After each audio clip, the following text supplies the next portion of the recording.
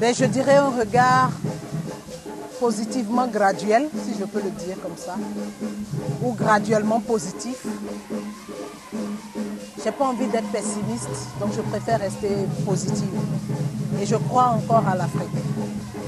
Même s'il y a plein de choses pas belles qui se passent actuellement en Afrique, je crois que c'est possible. Parce que je crois que toutes les civilisations sont quand même passées par là. Je prie pour que nous n'ayons pas l'Inquisition, je prie pour que nous n'ayons pas des guerres froides dans le genre de l'Irak. Mais je suis consciente d'un fait, nous ne pourrons pas avoir un jour la liberté avec grand L, sans conflit, sans accrochage, sans bagarre et sans victoire à gagner. Voilà. Donc pour moi, nous sommes à une phase de l'Afrique qui est tout à fait normale. Tout ce qu'on a en Afrique aujourd'hui, c'est normal qu'on l'ait. Les grosses victoires s'obtiennent après de grosses batailles.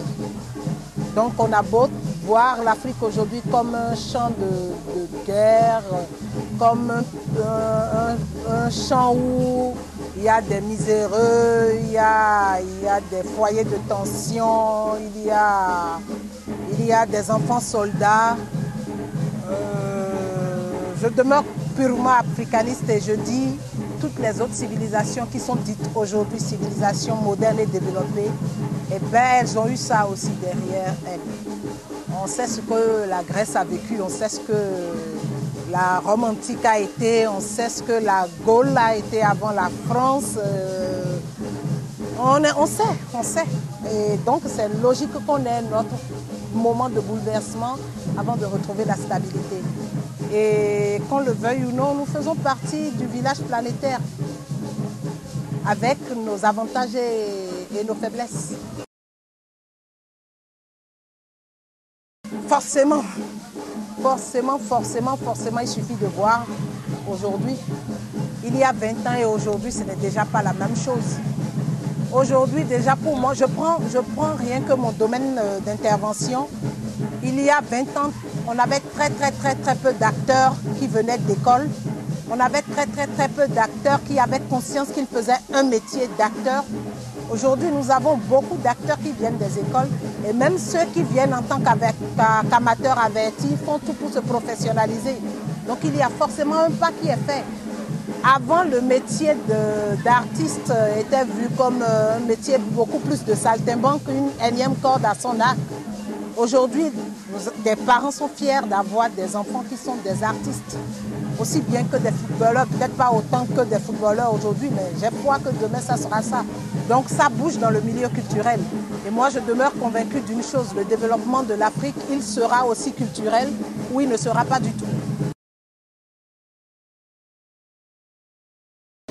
Il manque le nerf de la guerre et il manque encore le nerf de la guerre.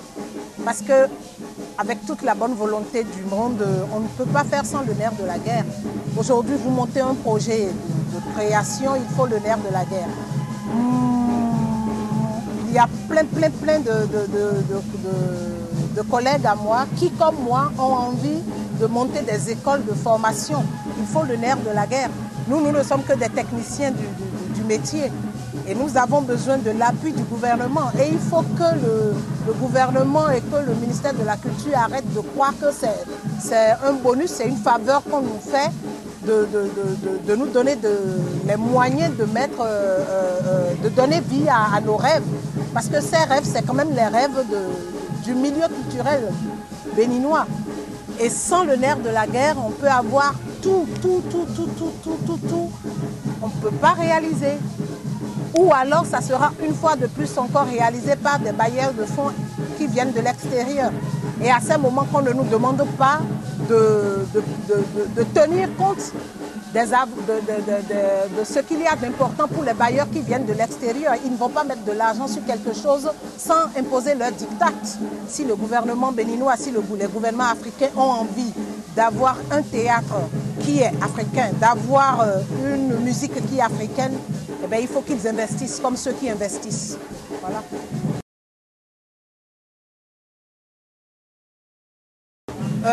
Je crois que j'apporterai ma technicité. En tant que directrice d'acteur, je le fais déjà à mes fonds propres. Mais avec les fonds propres, on ne fait pas beaucoup de choses. Vous en arrivez à former 2, 3, pas plus, 4, pas plus. Alors que la même chose, on peut le donner à 50 personnes en même temps. Il suffit que les moyens soient là pour accompagner. Moi, à la limite, je le dis souvent, je n'ai pas besoin de tacter l'argent frais. Je m'en fiche que l'État organise tout et qu'il me donne les moyens de donner ce que j'ai. Nous avons appris à nos propres frais et aux frais d'autres pays le métier. Nous avons envie de le transmettre à d'autres. Mais nous n'acceptons pas qu'on pense que c'est une faveur qu'on nous fait en nous donnant les moyens de le transmettre à d'autres. Nous avons la technicité que ceux qui ont les moyens et l'administration les mettre à disposition pour que ça puisse se faire. Et le milieu culturel, ce n'est pas le milieu commercial où vous investissez et vous avez tout de suite. Mais ce qui est sûr, vous avez les résultats à moyen terme et à long terme. C'est sûr. C'est sûr, quelqu'un qui reçoit une formation artistique et culturelle, ce n'est pas forcément pour devenir comédien, danseur, musicien, non.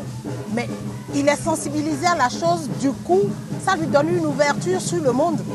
Et demain, c'est sûr que vous aurez moins de personnes aigries, c'est sûr que vous aurez moins de personnes qui iront à la guerre sans passer par une phase d'entente. C'est sûr que vous aurez plus de personnes qui seront beaucoup plus ouvertes sur l'univers. Nous voulons appartenir au village planétaire, il faut nous donner les moyens pour.